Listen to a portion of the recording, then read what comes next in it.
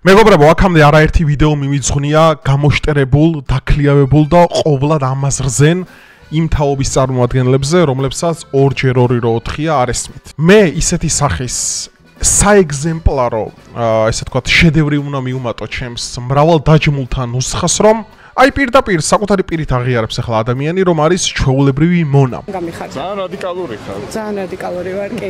იმიტომ რომ საკუთარ ძმას არ ველაპარაკები მაგათ გამო და ამიტომ ძალიან რადიკალური ვარ. What? Bro, what are you talking about, man?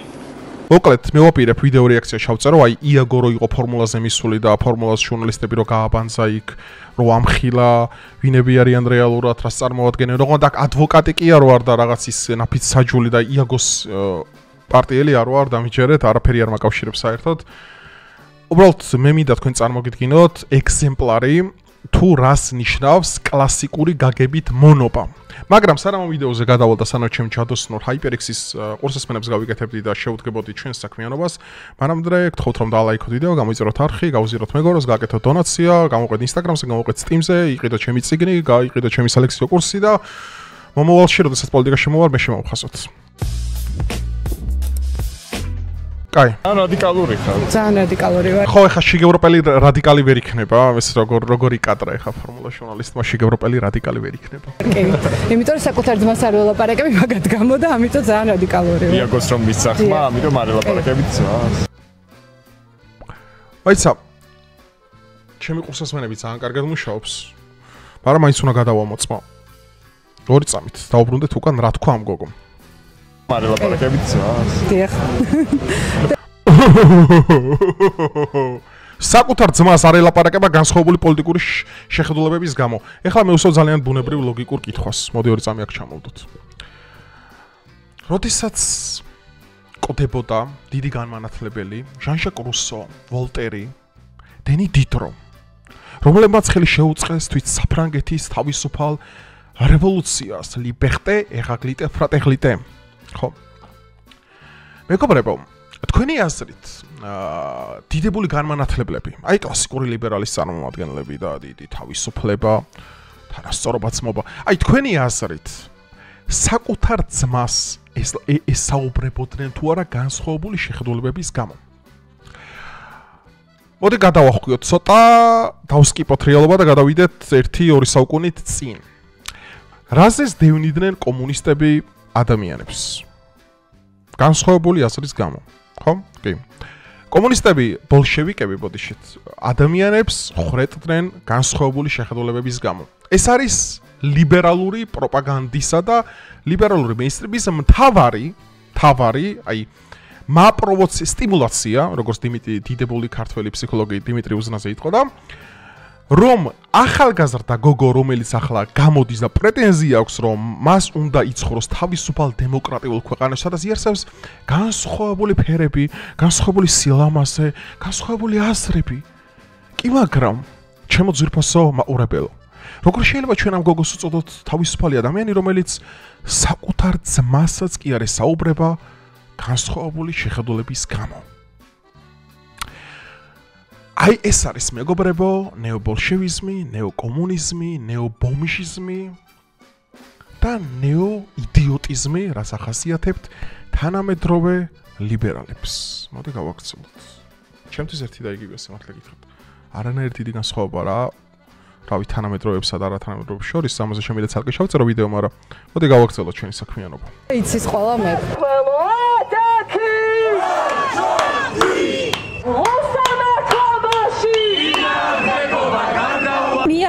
ხალხო, მუმია ხო გაქვთ რა ნახი? იმჰოტებ, ბუმ, იმჰოტებ, ბუმ, იმჰოტებ.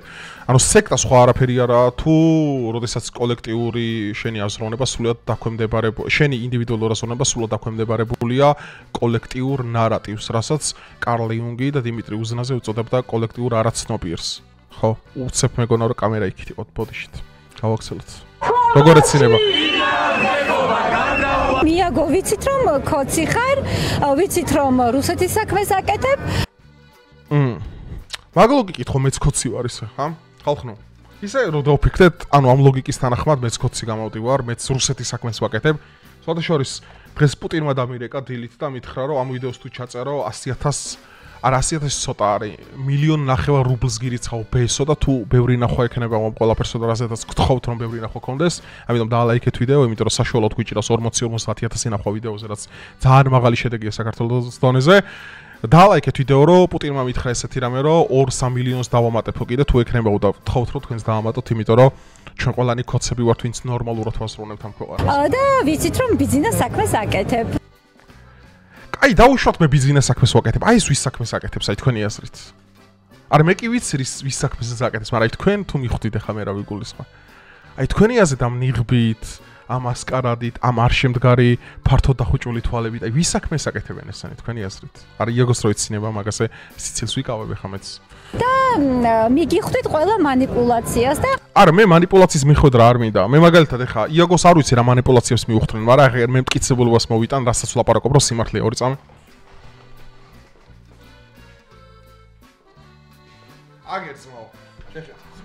აგერძმო, არანაირი манипуляცია არ არის. ეს არის წიგნი. დიქტატორის გემო. რუსუდან გორგილაძე. აი ამ წიგნებს ვკითხულობ მე ხალხო. და ამაზე ვაპირებ ცალკე ვიდეო ჩავწერო, სადაც მე ესე ვთქვათ პოლიტიკური ფილოსოფიის დონეზე, აი C1 დონეზე, პოლიტიკური თეორიის უმაღლეს დონეზე აგიხსნით, რატომ ჯობია დიქტატურა დემოკრატიას. მე რო ეს არ დამოვიწყდეს, გთხოვთ რომ კომენტარებში გასპამოთ, რომ გადაიღე ვიდეო დიქტატურა vs დემოკრატია და მე აქ ყველაფერს აი 40 წუთიან ვიდეო შეგიწერთ და პლატონიდან დღევანდელ დროემდე აგიხსნით, რატომ ირჩევნია დიქტატურა ან არისტოკრატიული მართლობა დემოკრატიულ ბომჟების მართლობას. ხო, ვაგზელებთ. ანუ არანაირი манипуляცია პირდაპირ აგერც, მაგრამ რასაც ვამბობ იმას აგერ კითხულობ და არა წიგნები მაქვს იმდენი თარეოზე, რომ რასაც ვაპარაკობ. არანაირი манипуляცია რა. არც სახლში არ დავჯდებით, არც დავისვენებთ, არც ჩუმად არ ვიბრძოლებთ, არც სახლიდან არ ვიბრძოლებთ. არა, კაი, დაუშვათ სახლიდან იქიდან ბრძოლას არაპირე, მაგრამ მანდროდგან არ მანდრას მიკეთებენ. ანუ იაგოს პოინტი იყო ძალიან მაგარი აქ, რომ ანუ რეალურად პროტესტ, ანუ აი სურო ბიძინა იყოს ყველაზე დიდი მონსტრი კაცობრიობის ისტორიაში. ბიძინა რო იყოს ყველაზე ბოროტი დიქტატორი, ხო? ანუ რომც ყველაფერში კოცები მტყუანები იყვნენ. აი რომც აი დახვრეტები რო ქუჩაში იყოს პირდაპირ. ანუ იმდენად ცუდ ფორმას მიმართავენ და იმდენად უშინაარსოა მათი ეს მოღვაწეობა ქუჩაში რომ არანაირი მიზანი არ გააჩნია. და იაგოს თელი პოინტი თავიდან ბოლომდე ნახე ეს მარაზმი, თავიდან ბოლომდე ყურებში მივიღე რაღაც საშინელი ფილიპასტერინგი. აი როგორ უძლებდა ეს ადამიანი ამ იმბეცილების წინაშე ჯდომას, რომელსაც ორჯერ 2 არ ესმოდათ. ანუ მარტივი ოპერაციები, რაც ტვინმა უნდა შეასრულოს ზოგადად, აი მარტივ აი ეს რით განსხვავდებით ბოტებისგან, ხო, რომ რაღაც დასკვნების გაკეთება უნდა შეგვეწოს. ტიპები არიან ჩვეულებრივი ბოტები. ანუ უბრალოდ აზროვნება არ გააჩნიათ. ანუ განა უბრალოდ სულ აზრზე არიან. ზოგადად ინსტრუმენტი არა აქვთ გონებაში, კარგი და ცუდი გაარჩევენ ერთმანეთისგან. ვიბრძოლებთ იქიდან საიდანაც საჭიროა და ძალიან დიდი იმედი მაქვს რომ კოცებს შენც გაყვები. ყველაზე მეტად ეს კოცები როდის მიდიან? ეგ მეც მაინტერესებს. სასაცილოც და გასამწარებელიც იყო აი ეს რაღაც ამ გაყალბებული არჩევნების და ამ ყველა ბოროტების მერე რომ ხალხს რო ეუბნებოდა თითქოს რა ქვია ჩუმად იბრძოლეთო თუ რაღაც ეგეთი ჩუმად იბრძოლეთო სისულელე რა ანუ ეგ სხვათა შორის ძალიან ისეთი პროპაგანდა ეხა რა სამოს უსმინეთ ეხა ეს უკვე ჩემ რეფლექსებიან ეს უკვე ჩემ რეფლექსებიან ანდისტული მეთოდია რუსეთშიც ძალიან ბევრი რელიგიური სექტა და ეზოთერული სექტა ზუსტად ამაზე მუშაობს რომ ადამიანებს ასწავლონ რომ თითქოს ყველაფერი სადღაც ზეცაში წყდება აი ამ დროს რომ მე მეხები პირადად შენ ვერ ხვდები ანუ აი სერიოზულად როდესაც შენ ხას ნახეთ აი რაზე გამახვილა ყურადღება ხა მარტივი манипуляცია ძალიან მარტივი ის უნდა დავიჭიროთ რომ რუსეთი ასოცირდება მართლმადიდებლობასთან მარტაუ რუსეთში იცით რა ხდება რომ იქ ჯერათ სექტანტებს რომ აი ყველაფერი ზეცაში წყდება რა საერთოდ და დეტერმინირებულია მთელი სამყარო რა აი ბას ეხა როგორ დაახურდავა ამ აზრს და ამ манипуляციას და ამ გოთერნობას რომ მე ვერ მივხვდებოდი ეს თავისი მოკლე ერთუჯრედიანი ტვინით ვერ ხვდებოდა მაგდენს რომ აქ როგორ გვიკბინა აქ ქრისტიანებს მორწმუნეებს მართლმადიდებლებს აუ რუსეთში ხალხო რა ხდება იცით ეს ვიცოდი თქვენ რუსეთში ხჯერა სექტანტებს ანუ ყველანი სექტანტები ვართ ან სოფლიოში ვისაც ჯერა რამის რა ანუ ტიპი იმდენად დებილია იმდენსაც ვერ ხვდება რომ სექტანტობა და მორწმუნეობა ერთმანეთისგან საკუთარი შინაარსით განსხვავდება და სწორედაც სექტანტობის დეფინიცია ის არის რასაც აი ეს ადამიანი შენიღებული წარმოადგენს რუსთაველს შესაბამისად ვინმე თუ არის სექტანტი ან მონა, ანუ და დაში სექტანტიც კი ჯობია მას. ანუ კლასიკური გაგების სექტანტი მაგალითად, აი მეჰდიზე რო ვიდეო ჩავწერდა, მაგას ვაყავს სექტა. აი მეჰდის სექტის წარმომადგენლის მირჩევნია ამ გოგოს. მეჰდის სექტის წარმომადგენლები შეიძლება რომ მეჰდი არის მე-12 იმამი, აბდულა მაჰდი, რომელიც მოვიდა ის უფრო ჭკვიანია კაცო, ბევრად ვიდრე ამაზე. კაცო, იმას რაღაცა დელუზიურის მაინც ჯერა, რომელიც ეყრდნობა კონკრეტულ გამოცხადებას, მაგრამ ამას საერთოდ USAID-ისა და ჯო ვილსონების შერახავ ხო? ანუ იქ აპრიორი ონტოლოგიური საწყისი მაინც არის და შეგიძლია რომ რაღაც ტრანსცენდენტალურ ფსიქოლოგიაზე, ტრანსცენდენტალურ იმაზე რა ქვია, რელიგიაზე ისაუბრო და რაღაც გამოცხადებები, რეველაციები და გენი გააკეთო და უბრალოდ სქოლასტიკა შეეღო. ამაზე რისი ჯერა საერთოდ თქვენ წარმოგიდგენთ? სოროსია ამის ღმერთი. ანუ სოროსის სექტანტი. დაში ჩაულებრივი სექტანტი მირჩევნია და შიტი რადიკალი სექტანტიც მირჩევნია ამას ახლა.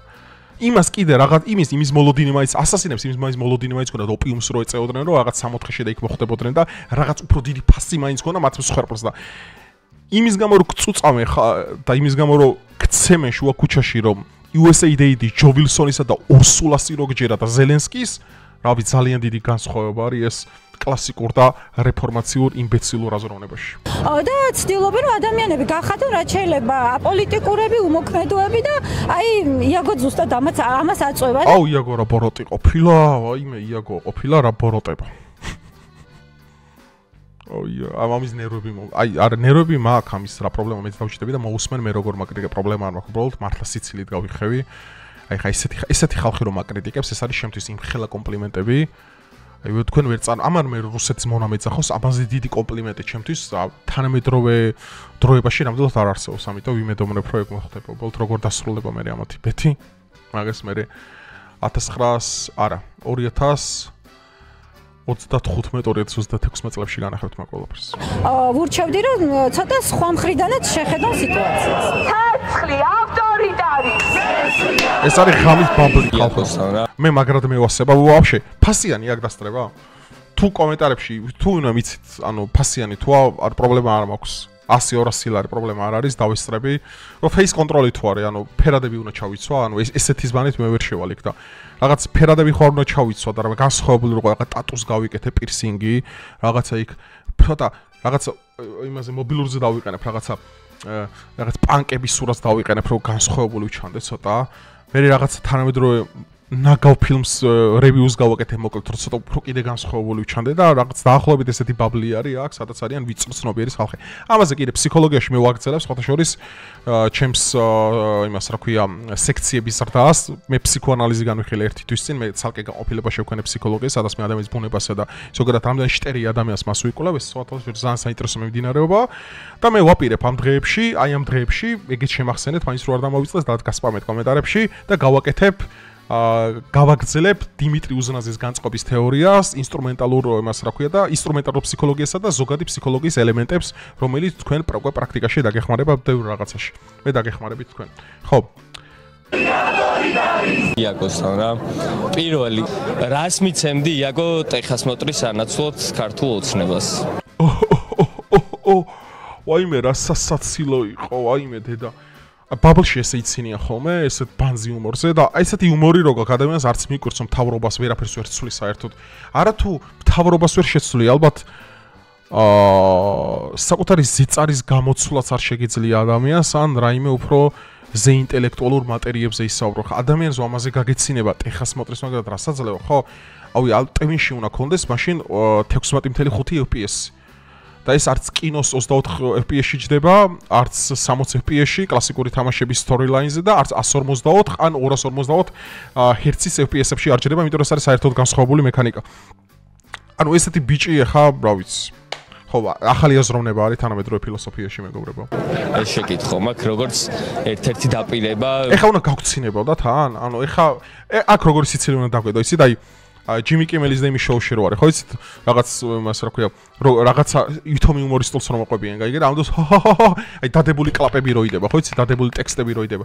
რაზედაც კონცეფტს დაცინოდნენ, დამონტაჟებული ტაში ქონდათ, ხო, ტაშის დამონტაჟებაზე უფრო რთული არის და უფრო პრაქტიკული არის ის გააკეთო, რა ქვია, სიცილი ჩაწერილი სიცილი გამოუშვა იმაში, რა ქვია, სტრიმზე. და ალბათ ეს უნდა აი ხა ფორმულას უნდა გაიგეთებინა ესეთი რამე, რომ სიცილი უნდა დაედო ამ ყველაფერზე, ანუ თვითონ უნდა გაცინებოთ, ანუ ვიწრო ცნობიერის ბაბლს უნდა გაცინებოდა ამ ყველაფერს. მისი წინას არჩევნო რა. ყველაზე კრიტიკულ არჩევნებში ალბათ ბოლო 8 წლის განმავლობაში.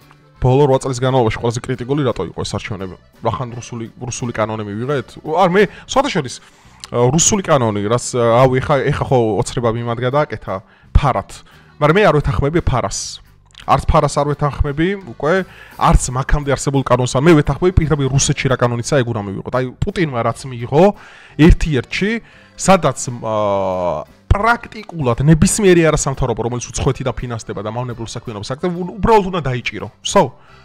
მე ამ აზრს ვეთანხმები, ეს ღარიბაშვილმა გააკეთა სხვადასხვა ძალიან საინტერესო აზრი და ღარიბაშვილი იყო ერთადერთი ფიგურა, ვიზი აზრიც მაშინ მივიღე, რომ ამ კანონით ეხა რასაც ესენი ჩალიჩავდნენ, ოცნება რასაც ჩალიჩავდა. მეც დაუჭერებ ხარ ამ კანონს, არ უარყოფ, იყო ეგრე.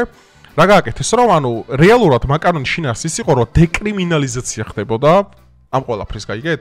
ღარიბაშვილმაც ეგ თქვა, რომ დეკრიმინალიზაცია ხდებოდა არასამთავრობო ორგანიზაციის რა. მაგალითად ჩვენ გავიგებდით ამდენი ერიცხებოდოთ. აი რა ჩანდება და მაინტერესებს 20000 ერიცხება ეხა იმას რა ახალგაზრდა იურისტთა ასოციაციას თუ 50000. ფეხებზე მკიდია. ის აკეთებს ჩემი ქვეყნის საზიანო საქმეს, აქ ფარაკი არ უნდა მიიყვან რაღაც ეგრეთ წოდებული რუსული კანონი. პირდაპირ პუტინმა რაც მიიღო რუსეთში, პირდაპირ ფინანსდება სოროსისგან დაიჭირა ციხე. ფინანსდება მაგალითად იუსე დაიჭირა ციხე. აღარ უნდა ამას დეკრიმინალიზაცია. ამიტომ მეც ვიზიარებ ღარიბაშვილის შეხედულებას, რომ აქ საჭირო იყო მაქსიმალური სანქციები იმ ადამიანების მიერ, რომლებიც ყველაზე მეტად ფინანსდებიან ჩვენ ქვეყანაში. მე არ ვამბობ კიდევ ერთხელ ვამბობ ისეთი სახის ფონდებზე, რომლებიც სიმსივნეს დამარცხებაში ეხმარებიან ადამიანს. მე არ ვეხები ისეთ ორგანიზაციებს, რომლებსაც კონკრეტულად ეკოლოგიური პრობლემები აწყობთ. მე ვეხები მავნებლებს, მე ვეხები სოროსისტებს, იმ NGO-შნიკებს, რომლებიც ამერიკიდან ფინანსდებიან USAID-ის მიერ და ძალიან ბევრი რაღაცა საქართველოში, მაგალითად სტოკჰოლმის ასოციაცია, ჰოლანდიის საელჩო როგორ აფინანსებდა LGBT წიგნების გამოშვებას და მაგათ წინააღმდეგ, თორე ხა ადამიანი, რომელიც სიმსივნესთან ბრძოლის PR-ს უკეთებს, ან თუნდაც სიმსივნესთან ბრძოლის კამპანიას ეწევა, ან თუნდაც ეკოლოგია და სოფლიო ჯანდაცვა და ავიღოთ მაგალითად რა კიდე მაგალითად შევამციროთ თამბაქოზე დამოკიდებულება, შევამციროთ ნარკოტიკებზე დამოკიდებულება. ხო, აქ მივესალმები, ჩაიდოს ფული, არანაირი პრობლემა არ ვქნა. ადამიანი როცა არის მავნებელი, ბოროტი, როდესაც არის და რომელიც ძირს უთხრის ჩემი საზოგადოების კონსოლიდაციას, ის კი არა მარტო მთელი დაჯგუფება უნდა დაიჭირო, ჩასვა მატარებელში და ციმბირში პირდაპირ. უფრო მეტად ძალიან იაფად გამოვალთ ამაში რა. დეკრიმინალიზაცია საერთოდ ამიტომ მე ვეთანხმები პირდაპირ რუსულ კანონს, აი რუსეთში რაც აიმას. მაინტერესებს მისი პოზიცია, რომ სანაცვლოდ ხო რაღაცებს ვსვლიდა ხოლმე. ვის უსმენ აიმას რა მომასმენინებს მოკლედ ხო? ერთ წამით. მარტივი შეჯამება მინდა გავაკეთოთ ხალხნო, ეხა ჩვენ თქვენ ძალიან ხშირად მთხოვდით ხოლმე ზომბებზე ვიდეო გადამეღო რა. გადამეღო პოსტაპოკალიფტური შინაარსის ვიდეოები, რომ აი უცხო შესაძლებელი ისეთი სახის IT ვირუსი გავრცელდეს სოფლიოში, რომ მაგალითად ადამიანები გახდნენ ზომბები. მეგობრებო, ეს ცოტა ფანტაზიის სფერო მეგონა დაახლოებით 1 წლის წინ, მაგრამ 1 წლის შემდგომ, როდესაც მე დავაკვირდი ბოლო 1 წლის განმავლობაში რუსთაველის გამზირზე მე რეები ვიხილე, მაგის შემდგომ მე შემიძლია პირდაპირ გითხრათ ყოველგვარი მორიდების გარეშე, რომ პირდაპირ ზომბი აპოკალიფსი განხორციელდა. ოღონდ ამჯერად ეს ვირუსი არის ლიბერალური მედია, ხოლო ამ შემთხვევაში მსხვერპლი, ვოლქერები არიან თვითონ ლიბერალები. აქედან გამომდინარე, მეგობრებო, როდესაც ეხა ახალგაზრდა ქალი იყო თუ გოგო იყო, ხო? რომელიც გამოდიოდა და ესეთ რაღაც ამბობდა, რომ საკუთარ ძმას არ ველაპარაკები, იმის გამო რომ იაგოს მიცა ხმაო. ეხა კიდევ ერთხელ მიმოვიარებ, ამ ყველაფერს იმიტომ კი არ ჩავწერო იაგოს ადვოკატი ვარ, არანაირი შეხება არ მაქვს, არც არანაირი ინტერესი მაქვს. აი, უბრალოდ იაგო ეხა არის ჩემ შემთხვევაში უბრალოდ ჩუამავალი, რომელმაც დამაკავშირა ლიბერალებთან. მეტი არაფერი საერთოდ მაგ ადამიანთან. არც სიმპათია, მცირედი სიმპათია გამოჩინა ეგო ხუჩი ეს მიმართ, რომ განსხვავებულია, მაგრამ ეგ მე არ მაკმაყოფილებს, მხოლოდ განსხვავებულობა და მხოლოდ იმის გამო ხარ პატარა ბაბლისთვის მომგებიანი ფიგურა ამ ეტაპზე, რომ უბრალოდ სიმართლეს ლაპარაკობ, ეს საკმარისი არ არის. პოლიტიკოს უფრო მეტი და მეტი რამე მოეთხოვება. ყოველ შემთხვევაში ეს მიზანი მაქვს მე, როდესაც პოლიტიკაში მოხვალ, კონკრეტულ სეგმენტზე არ უნდა გათვალო, ეს ყველაფერი უნდა გათვალო თვითონ მასაზე, რომ შენ შეძლო მასებთან ურთიერთობა, იმიტომ რომ ეს არის პოლიტიკოს თავარი ხარ. ზურაბ გირში ჯაფარიძე რა დონის იმბეცილიც იყო, ეს ვიცოდით ხო? ადამიანმა კონკრეტული ბაბლია ირჩია, შექმნა რაღაც გირში მეტი თავისუფლება, რაღაც დააკონსერვა ეს ყველაფერი, რეალურად გამოკეტა ხალხი და ვიწრო ცნობიერის ადამიანები გამოდიან იქიდან. ხო და მე რო არ მინდა ესეთ საზოგადოებაში ვქნა და მე რო არ მინდა ვიწრო ცნობიერის ასე რომ ამომრჩეველი და ვიწრო ცნობიერის მიმდევრები მყავდნენ, აქედან გამომდინარე ადამიანებს მე ვანახებ გულწრფელობას, ვანახებ რა არის კარგი და ცუდი ძალიან მარტივად და ვესაუბრები მათ ენაზე. ეს ელემენტარულესი დამოკიდებულება და ძალიან დიდი ზრდილობიანი ჟესტია ჩემი გამომწერების მიმართ. ასე რომ მეგობრებო, ასეთი ზომბი არ უნდა იყოთ მე როგორიც განახეთ თქვენ. არ უნდა იყოთ, იმიტომ რომ ძალიან რთულია, როდესაც საკუთარი ტყავი ატარებს ასეთ ცხეულს. რომ საკუთარი ძმა შეიძლება გარიყო იმის გამო, რომ იაგო ხუჩიას მიცა ხმა.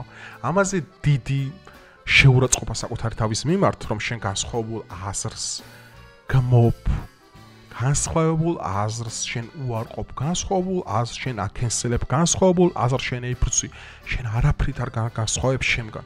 მე პირდაპირ მაინც ვამბობ, რომ დიქტატურა მირჩევნია დემოკრატიას. კაცო, მე ამაზე თუ გინდათ ძალიან დიდი ლექციებს ვატარებდი პოლიტიკურ ფილოსოფიაში. დაახლოებით 1 წლის წინ. ამის შესახებ ვიდეოები მაქვს შენახული. სალექციო საათნახევრიანი. არ მინდა მაგ ყველაფრის გამეორება, მე თვითონ ახლიდან ჩაგიწერთ ყველაფერი და აი პლატონიდან, ადემანტოსიდან და პლატონიდან დღევანდელ აი ბენ შაფირომდე აგიხსნით, რატომ მირჩევნია ტოტალიტარიზმის, ავტორიტარიზმის დემოკრატიას. იქ ხაზგასმით ახლა, სანამ იმ კონტექსტიდან ამას მომავალში ამოჭრის და მე დამიპირისპირებს, კარგად ახსოვდეს კონტექსტი და კარგად გახსოვდეთ თქვენ. იქ სადაც სოციალურად განუვითარებელია პოლიტიკური განათლების დონე, ანუ საქართველოზე მაქვს საუბარი, არ გეწყინოთ არავის, ანუ სადაც პოლიტიკური განათლება არ არსებობს, იქ უნდა იყოს სრულიად ავტორიტარიზმი, სრულიად უნდა იყოს დიქტატურა. იმიტომ რომ რას იტყვის 5-10 კაცი, რომელსაც წარმოდგენა არ აქვს, რა არის დებულება, რა არის პოლიტიკური პარტია, რა არის არჩევნები, რა არის მმართველობის ფორმები, იმ ადამიანსაც უფლებაც არ უნდა ჰქონდეს არჩევნებში მონაწილეობის. და ეხლა ვინც მე არ მეთანხმებით, მარტივად გეტყვით. ძალიან მარტივად. აი რა შედეგებამდე მიიყვანა დემოკრატიამ ბოლო 30 წლის განმავლობაში საქართველოს. გადით ქუჩაში 2 საათიდან 5-მდე, 5-დან 8-მდე, 8-დან 10-მდე. შედით ინტერნეტში, მოусმინეთ TikToker-ებს, მოусმინეთ თქვენ საყვარელ ინფლუენსერებს, აი რა მოუტანა ყველაფერმა საქართველოს პირდაპირ თქვენ წინ იქნება ეს დათური სამსახური გაწეული და პირდაპირ ემპირიული მტკიცებულებები გექნებათ. როგორ დააზომბა, როგორ მოახდინა პოლარიზაცია, როგორ დავკარგეთ კონსოლიდაცია, როგორ დავკარგეთ ფასეულობები, როგორ დავკარგეთ ღირებულებები, როგორ დავკარგეთ რწმენა, ყველაფერი რაზეც საქართველოს იდგა. დღეს მშრალია ყველაფერი, მეგობრებო. მშრალი. მე ესეთ საქართველოს ცხოვრებას არ ვაპირებ, ამიტომ ჩემი თელი რესურსითა და ძალით ვიბრძოლებ ყოველთვის ამის წინააღმდეგ. თუ გინდა რომ მიიღო მონაწილეობა ჩემთან ერთად ამ ბრძოლაში, კეთილი იყო შენი მობრძანება ნეოკოცების რიგებში. ნეოკოცობა ეს არის მომავალი მიმდინარეობა, რომელშიც გამოჩნდებიან ისეთი ხალხი, რომლებიც დაამყარებენ ახალ წესრიგს და საქართველოს განთავისუფლებენ ამ მონა მათხოვარი, ყოვლად განუვითარებელი, ყოვლად იმბეცილი მეინსტრიმისგან, რაც დღეს სამწუხაროდ ჩვენი ქვეყნის მეინსტრიმში დგას. ასე რომ დალაიქეთ ვიდეო, გამოიწერეთ არხი, გამოყევით Instagram-ზე, გამოყევით Steam-ზე, გამოყევით X-ზე, იყიდეთ ჩემი წიგნი, ონლაინ საბაზეა, ასევე პოდკასტების არხი გამოიწერეთ. კიდე რა მოუწოდო. კაი, თუ რამე გამახსენება შემდეგ ვიდეოში გავაგზავნებ. ალივედერჩი.